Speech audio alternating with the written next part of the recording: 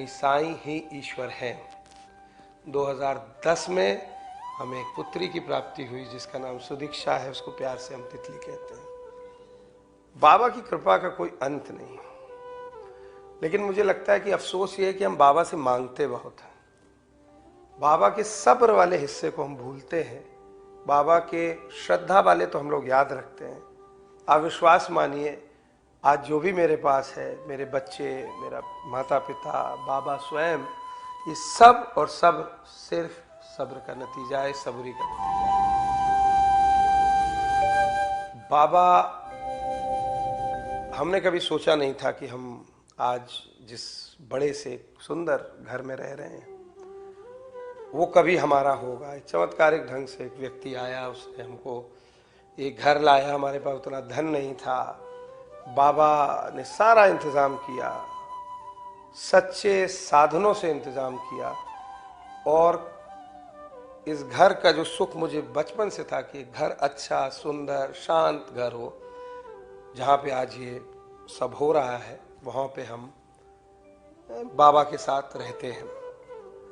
ये वाले बाबा का आना हमारे साथ बहुत, ये भी अद्भुत है। 2002 में हम पहली बार बाबा के पास गए। तब बाबा ने मेरी पत्नी को स्वप्न दिया कि हम तुम्हारे घर 10 साल बाद आएंगे। ये बाबा सन 2012 में जयपुर से शिरडी थे और शिरडी की एक दुकान में रखे हुए थे। और जब हमने इनको देखा तो जैसे कहते हैं ना, सुध बुध खो जाना, मैं वैसे ही हो गया और मैं गाने लगा, तुमको चलना होगा। और इतने में मैं भूल गया, उस कॉम्प्लेक्स नया बना हुआ था कि मैं लगभग गिर गया, वो सीढ़ियाँ मैं देख नहीं पाया। मेरी पत्नी ने इस बात के लिए मुझे रिप्रिमेंड भी किया और कहा कि आप ये क्या कर रहे हैं, बाबा को देख के आप होश खो बैठते हैं, ठीक नहीं है। वो दुकान वाले ने वो देखा, हमारा और बाबा की शायद नज़रों का टकराना देखा, और वो निकल के बोला कि बाबा आप ले लो, खरीद लो। तो मैंने उसको भी यही कहा कि बाबा को खरीदना तो किसी की बस की बात नहीं है, लेकिन मैं दुनियावी तौर पे भी इनको नहीं ले सकता, क्योंकि मैं एक मिडिल क्लास आदमी हूँ, एक जॉब नौकरी पेशा आदमी हूँ।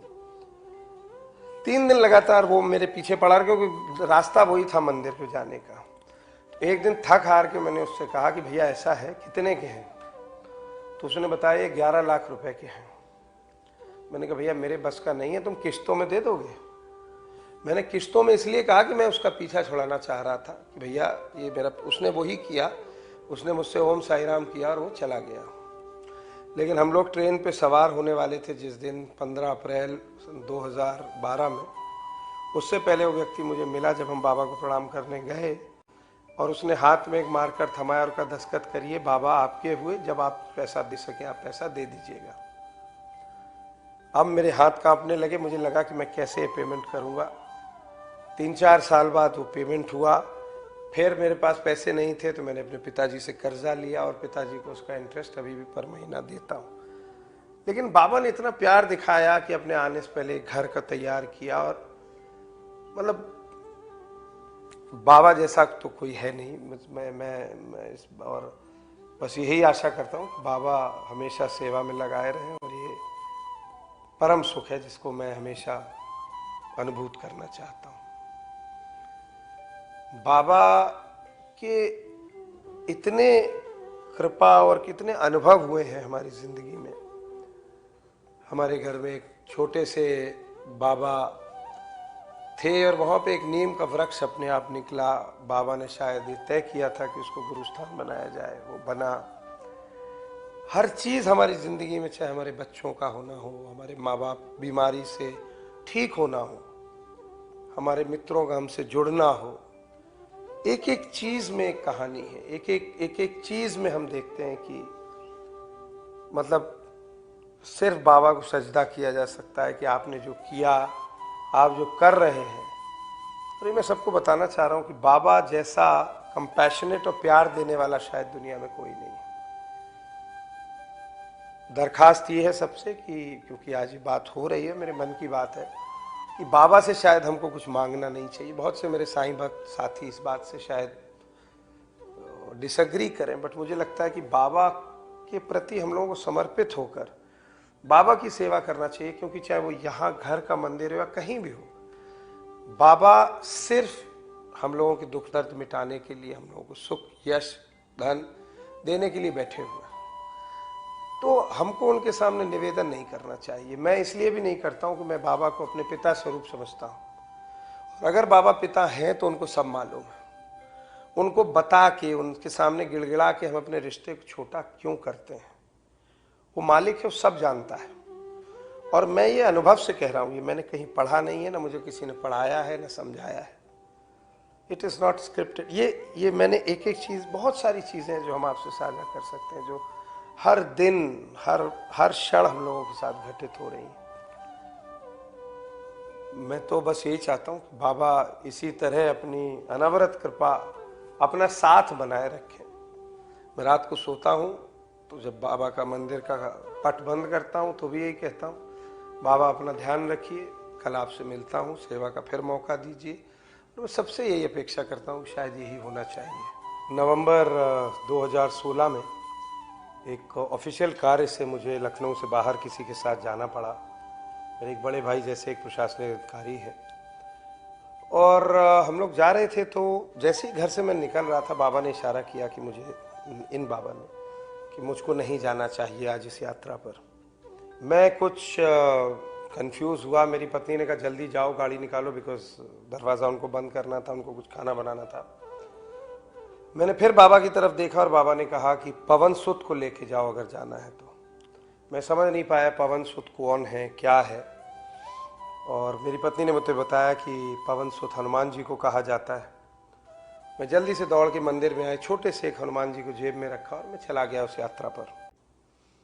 लौटते समय हमारा एक भीषण सड़क दुर्घटना हुई और गाड़ी के बिल्कुल परखच्चे उड़ गए, और 3 लोग हम लोग थे, ड्राइवर, वो अधिकारी और मैं, और मेरी तरफ ही गाड़ी का एक्सीडेंट हुआ ड्राइवर साइड में, और भयंकर रूप से गाड़ी डैमेज हुई। हम लोगों को सबको बहुत चोटें आई, लेकिन हम तीनों में से मुझको सबसे कम चोटें आई। मेरे हाथ में फ्रैक्चर हुआ, पैर में बहुत चोट लगी, कमर में चोट लगी, हाथ में चोट लगी। लेकिन जब मैं एक्सीडेंट हुआ तो मैंने देखा एक बहुत बड़ा सा हाथ आके मुझे पीछे की तरफ धकेला। मैं समझा कि जो मेरे बगल में बैठे हैं वो भी काफ़ी लंबे चौड़े हैं, शायद उन्होंने किया। लेकिन मैंने जब उनकी तरफ देखा तो खून में डूबे हुए थे, इस हालत में ही नहीं थे कि अपने को बचा पाते, मेरे को तो बचा पाने का सवाल, प्रश्न ही नहीं उठता। मैं समझ गया शायद ये बाबा की लीला है, और मैं उस साईं लीला को सोचते सोचते गाड़ी से किसी तरह निकाला गया। और अचानक मुझे लगा, पता नहीं क्यों ये आभास हुआ, वो बहुत अच्छे व्यक्ति हैं जो हमारे साथ थे, मुझे लगा कि इनका फ़ोन मुझको ढूंढना चाहिए किसी वजह से। जब अपनी हालत इतनी ख़राब हो तो उनको और उनके फ़ोन के बारे में बार बार सोचना, मुझे समझ नहीं पाया कि क्यों। खून, मिट्टी, कांच से भरी उस गाड़ी में मैं जब दोबारा लौटा तो सामने एक फ़ोन पड़ा था, उन अधिकारी के पास 3-4 फ़ोन थे। जब वो फ़ोन पता नहीं उनका है कि, जब तक मैं सोचता उसमें अचानक ब्लिंक हुआ और बाबा की तस्वीर वॉलपेपर के रूप में मेरे सामने दिखी। और आप यकीन मानिए यही बाबा थे जिनकी चित्र उन्होंने वॉलपेपर पे लगाया हुआ था। ये बाबा का तरीका था ये बताने का कि ये उन्हीं का फ़ोन है। मैंने वो फ़ोन उठाया और उसी फ़ोन ने हम सबकी जान बचाई, क्योंकि सारे अधिकारियों का मुख्यमंत्री कार्यालय से सारे फ़ोन उसी फ़ोन पर आने लगे, जिसकी वजह से हमारी लोकेशन पहले पता लगी और पूरे रास्ते में ग्रीन कॉरिडोर बना दिया गया करीब 40 किलोमीटर का, और हम लोग समय पर ट्रॉमा सेंटर मेडिकल कॉलेज पहुंच पाए और हमको प्राथमिक उपचार मिला। और मैंने बाबा से यही प्रार्थना की थी कि बाबा, जो हम 3 लोग हैं इनमें से जान किसी की नहीं जानी चाहिए, क्योंकि बाकी जो 2 लोग थे गाड़ी में उनकी हालत बहुत ही नाजुक थी। बाबा की कृपा देखिए कि सभी बच गए। ड्राइवर की हालत अभी भी ठीक नहीं है 2 साल बाद भी, लेकिन सबकी जान बची। और बाबा ने सबको, चाहे वो उनको मानते हो चाहे न मानते हो, उनको बाबा ने उनकी रक्षा करी और हम सब आए।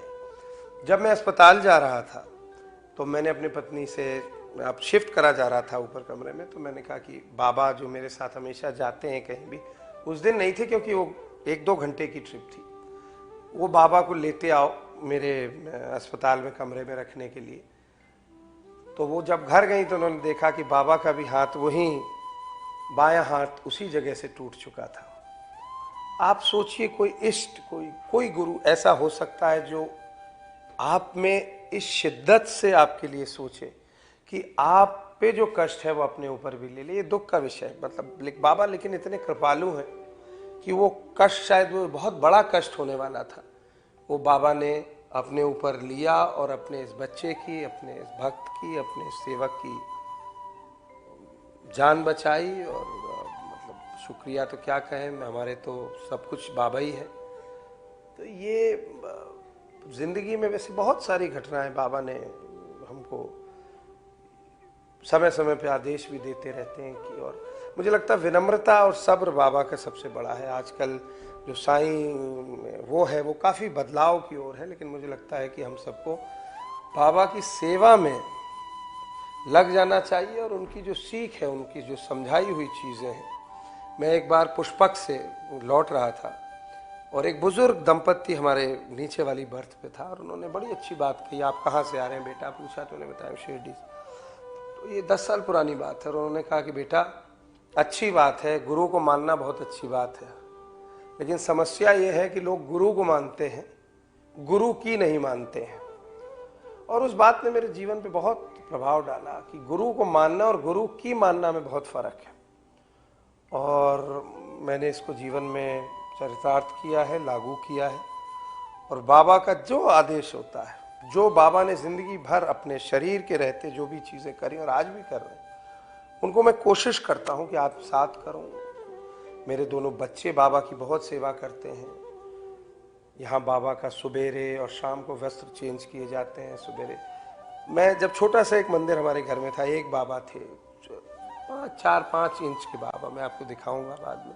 तब मेरी पत्नी कहती थी तुम बाबा बढ़ा रहे हो, कैसे होगा। लोधी रोड से जब बाबा आए, और आप मानिए मेरा बहुत व्यस्त प्रोफेशनल लाइफ है, मैं जर्नलिस्ट हूँ, एक बड़ी न्यूज़ एजेंसी के लिए मैं कार्यरत हूँ, उत्तर प्रदेश उत्तराखंड जैसे 2 राज्य संभालता हूँ, लेकिन बाबा ने कभी समय का अभाव नहीं होने दिया।